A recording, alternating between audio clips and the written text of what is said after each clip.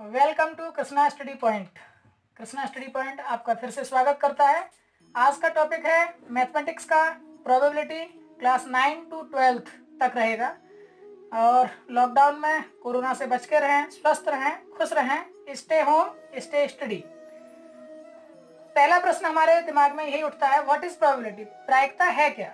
Probability is nothing. Probability is a just ratio between the number of event, number of sample space. यानी कि प्रायिकता केवल एक ratio है, इसीलिए प्रायिकता का कोई मात्रक नहीं होता। हमेशा याद रखिए बच्चों, रेशियो अनुपात का कभी भी कोई यूनिट नहीं होती, कोई मात्रक नहीं होता है। ओके, नेक्स्ट, प्रोबेबिलिटी एक प्रेडिक्शन है, एक कह सकते हैं कि हमारा एक आकलन है, अनुमान है कि एक संभावना है। जैसे जब दो बच्चे कोई गेम खेलते हैं तो उनमें से एक की जीत होती है और एक की हार होती है।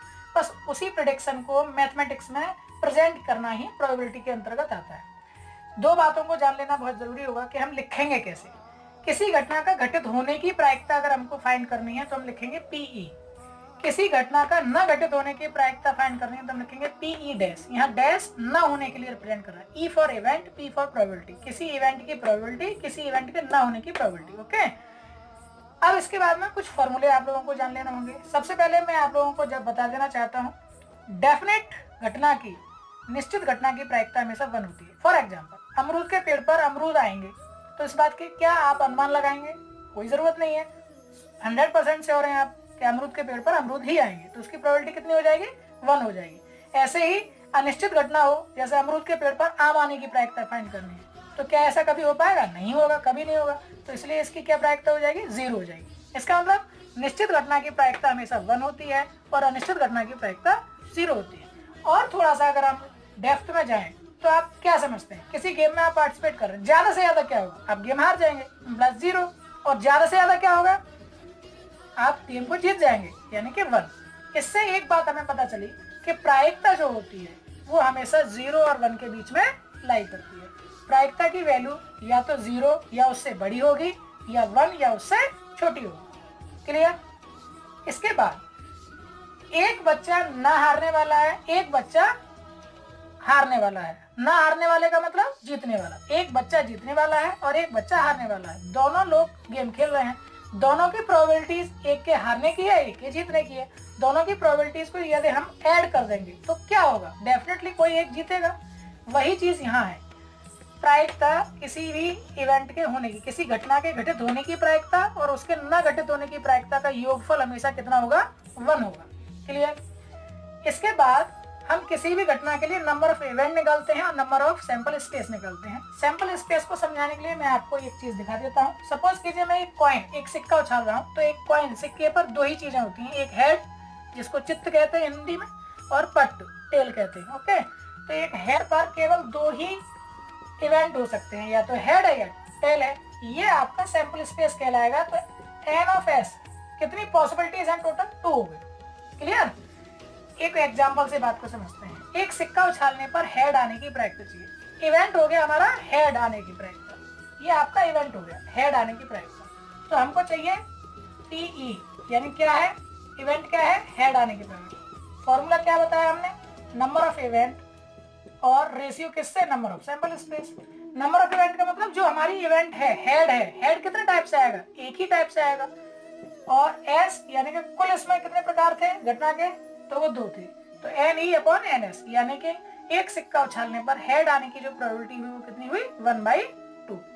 इसको एक तरह से और समझ सकते हैं। सपोज कीजिए मैं पासे की बात कर रहा हूँ। पासा मतलब डाइस। तो हम बात कर रहे थे पासे के लिए। पासे पर जैसा कि डाइस आप जानते हैं 1 2 3 4 5 6 तक नंबर्स होते हैं। तो नंबर ऑफ सैंपल स्पेस में हम बात करेंगे तो उसमें 6 हो गए। ओके, एक पासे पर सम संख्या आने की प्रोबेबिलिटी हमको फाइंड करनी है। सैंपल स्पेस की अगर बात करेंगे तो उसमें हो गई 6। और जो नंबर ऑफ इवेंट की बात करेंगे तो सम संख्या कौन कौन सी होती हैं? 2 होती है, 4 होती है और 6 होती है। तो नंबर ऑफ इवेंट ई की बात अगर करेंगे तो वो हो जाएंगे 3 प्रकार से। 3 प्रकार से सम संख्या आ सकती है, इसलिए उसकी जो प्रोबेबिलिटी होगी पीई, फॉर्मूले के अकॉर्डिंग NE/NS। NE की वैल्यू थी 3, NS की वैल्यू थी 6, यानी 1/2। ओके, अब अभी अभी हमने बताया था घटना घटित होने की पीई, घटना के घटित न होने की पीई डैश। एक क्वेश्चन ऐसा ही लेते हैं। आपको दिया हुआ वर्षा होने की प्रोबेबिलिटी पीई 0.46 है, तो वर्षा न होने की चाहिए। तो ना होने की फाइंड करने के लिए पी ई डैश हमको फाइंड करना है केवल। पी ई डैश फॉर्मूले से निकालिए। पी ई डैश की वैल्यू लेफ्ट हैंड से राइट हैंड साइड में पी को लेके जाएंगे तो 1 माइनस पी ई हो जाएगा। 1 माइनस पी ई का मतलब 1 माइनस 0.46, इसको माइनस कर लेंगे तो 0.54 आपका आंसर आ जाएगा। ओके, चलिए नेक्स्ट बढ़ते हैं। अभी हमने बताया कि जो प्रोबेबिलिटी होती है वो 0 या उससे बड़ी, 1 या उससे छोटी होती है। तो उसी पर बेस एक क्वेश्चन देख लेते हैं, और ये ऐसे क्वेश्चन कंपटीशन में बहुत आते हैं। बच्चों में फिर रिपीट कर रहा हूँ, प्रोबेबिलिटी से कंपटीशंस में भी बहुत क्वेश्चंस आते हैं और बहुत सरल प्रोबेबिलिटी होती है। आप बहुत आसानी से इन क्वेश्चंस को कर सकते हैं।